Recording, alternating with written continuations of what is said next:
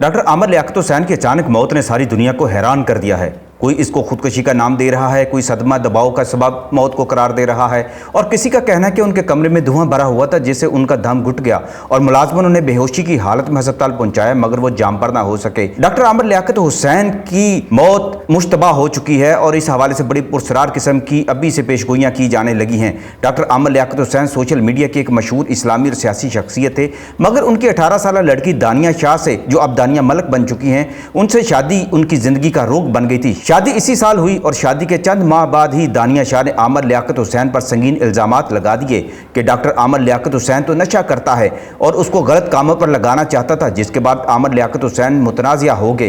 वो रो रो कर अपने वीडियोज़ बयानात में वजाहतें करते रहे और कहते रहे कि वो मुल्क छोड़कर जा रहे हैं। उनकी पुरसरार मौत से चंद घंटे पहले ट्विटर पर एक बयान चला था कि वो मुल्क छोड़कर जा रहे हैं।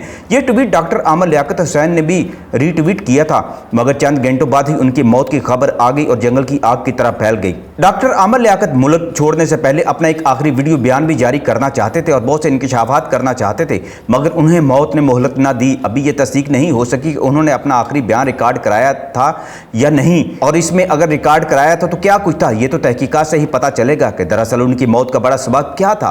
क्या उन्हें कत्ल किया गया है या खुदकुशी की है उन्होंने, या इतफाकी हादसा थी उनकी मौत, या हद से ज़्यादा मुबैना तौर पर नशावर अद्वियात का इस्तेमाल उनकी मौत का सबब बन गया।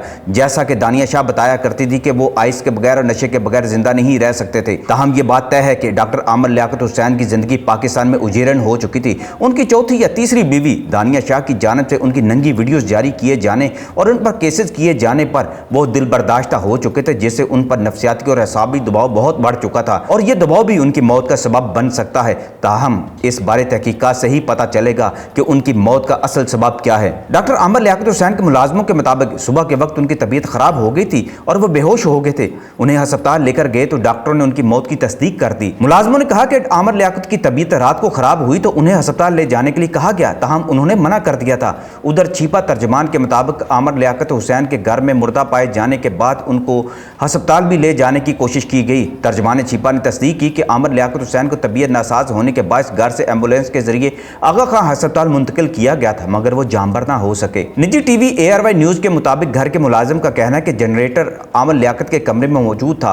आमर लियाकत की तबीयत सुबह से खराब हो गई थी। आमर लियाकत बेहोश हो गए थे। निजी टीवी ने ज़राए के हवाले से दावा किया कि आमर लियाकत के घर में धुआं भरा हुआ था। नई सदी के अवाइल में मजहबी टीवी प्रोग्राम आलम ऑनलाइन से शोहरत पाने वाले डॉक्टर आमर लियाकत हुसैन ने 2018 में PTI के टिकट पर इंतखाब जीतकर कौमी असम्बली में नशिस्त हासिल की थी। आमर लियाकत हुसैन ने 2002 के आम इंतखाबात में भी MQM की टिकट पर कौमी असम्बली की नशिस्त पर कामयाबी हासिल की थी और उन्हें जनरल परवेज मुशर्रफ के दौर में मजहबी अमूर का वजीर भी बनाया गया था। जुलाई 2007 में आमर लियाकत हुसैन ने कौमी असम्बली की रुकनियत से इस्तीफा दे दिया था। उनका यह इस्तीफा उस वक्त सामने आया था जब उन्होंने इंडियन मुसन्नफ सलमान रुश्दी को टीवी प्रोग्राम में वाजिबुल कत्ल करार दिया था।